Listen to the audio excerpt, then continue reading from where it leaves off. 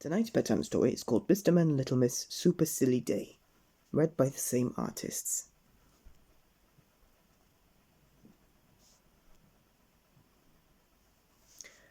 Mr. Mischief's favourite day of the year was April 1st, April Fool's Day, the one day of the year when he was allowed to play jokes on everyone. Not that this stopped Mr. Mischief from playing jokes for the rest of the year, but it was the one day when he didn't get into trouble. And Mr. Mischief was very proud of his April Fool's Day jokes. One year he had painted over Miss Dottie's windows and fooled her into thinking it was night time for a whole week. Another year he spent a merry hour in Little Miss Neat's kitchen in the middle of the night swapping everything round. When she came down for breakfast in the morning, nothing was where it should have been. The coffee jar was full of eggs. The bread bin was full of jelly. The cereal packet was full of flour. And the saucepans were in the fridge.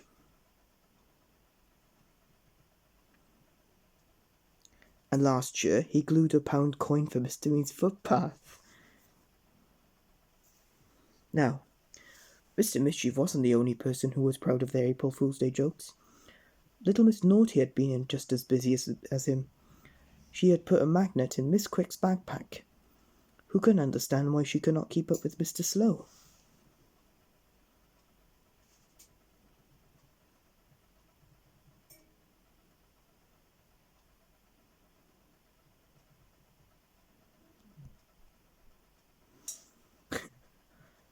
She hid a scary snowman in Little Miss Scary's freezer. And she glued all Mr. Topsy-Turvy's furniture to the ceiling. He didn't know which way up was right and which way down was wrong. There was someone else who'd like a joke. Someone who'd like to cause trouble. And we all know who that is. Little Miss Trouble. A week before April Fool's Day, she visited Miss Naughty, who brought out tea in a teapot, milk in a jug, and sugar in a bowl. Except it wasn't sugar. It was salt. However, Miss Trouble was far too clever to fall for that old trick. Instead, she told Miss Naughty that Mr. Mischief had been boasting that he was the best joker in town. Miss Naughty frowned.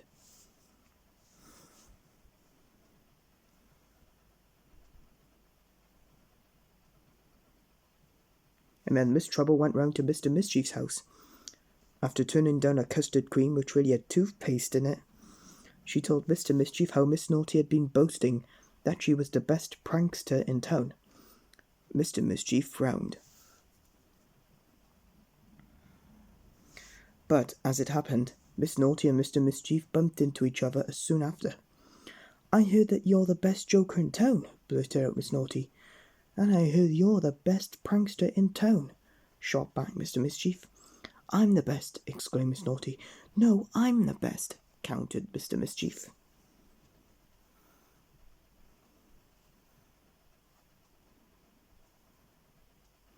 "You'll have to have a competition," suggested Miss Giggles, who had overheard them squabbling.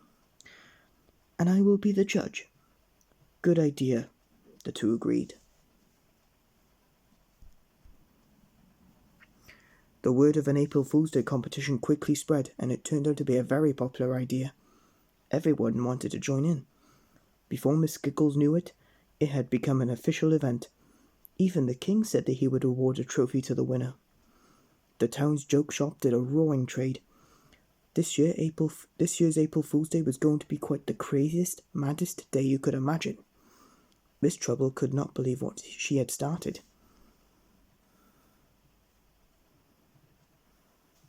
Mr. Funny liked to tell a joke, but he also liked to play a joke. He tied teeny tiny whoopee cushions to the soles of Miss Splendid's shoes.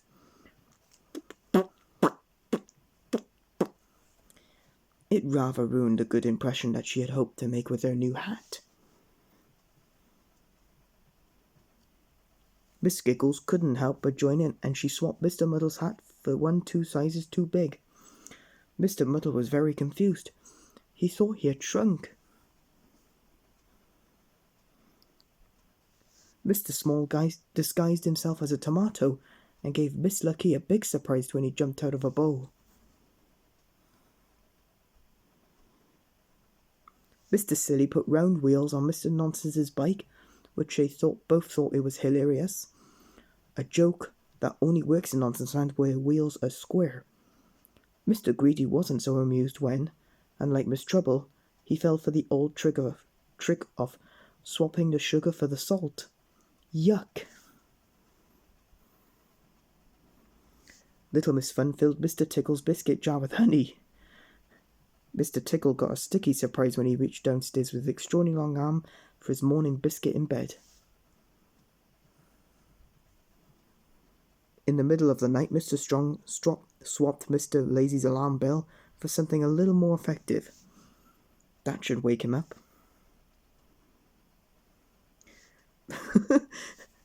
Miss Brainy swapped Mr. Clever's glasses for magnifying lenses. When he put them on, everything looked huge. He thought there was a giant man-eating tiger lying on the rug in his living room.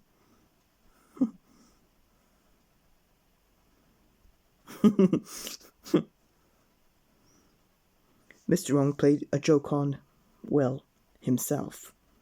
He hasn't really got the hang of April Fool's Day, but he's definitely enjoying himself. Miss Brave played a joke on Mr. Grumpy, which was very brave. And of course, last but not least, Miss Naughty laid bubble wrap under Mr. Jelly's rug. It went as he walked across it. "Oh my goodness," shrieked Mr. Jelly. "It's the snapping jaws of a crocodile, an enormous hungry crocodile with chomping sharp teeth. I'm going to be eaten alive. Run for the hills." And Mr. Mischief filled Mr. Uppitty's pool with jelly. His morning swim was rather bouncy. What a lot of April Fool's Day jokes. Miss Giggles was having trouble keeping up with them all.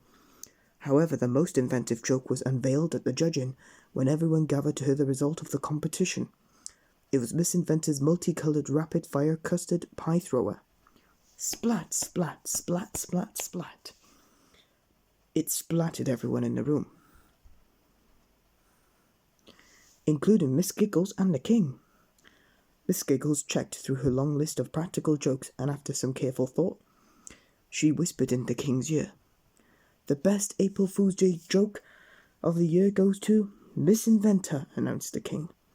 Even Miss Naughty and Mr. Mischief had to agree it was by far the most impressive joke of the day, and definitely the messiest. Splat! It turned out that the King enjoyed a practical joke as much as everyone else. Time for our top 10.